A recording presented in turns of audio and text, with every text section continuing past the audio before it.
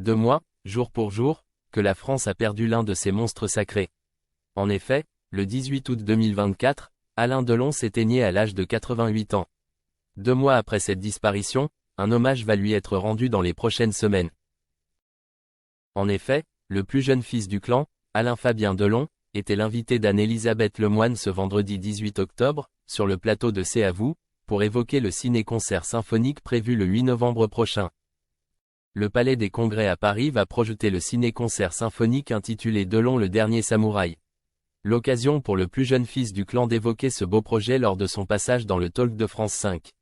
Mais en plus de cet hommage, Alain Fabien a également souhaité revenir sur la relation qu'il entretenait avec son père. Une relation qui a su s'améliorer avec le temps, et plus particulièrement en 2019 comme l'a rappelé Anne-Elisabeth Lemoine. C'est là où il repose désormais, à Douchy, là où vous viviez à ses côtés depuis 2019. Lorsque vous êtes retourné à ses côtés, il se remettait doucement d'un AVC, et vous vous réjouissiez de son rétablissement rapide, a d'abord rappelé la présentatrice de C'est à vous. Avant de poursuivre, vous aviez posté cette photo où on vous voit assis côte à côte sur un canapé, heureux, souriant, tous les deux, d'avoir renoué avec votre père, d'avoir renoué dans le quotidien avec lui.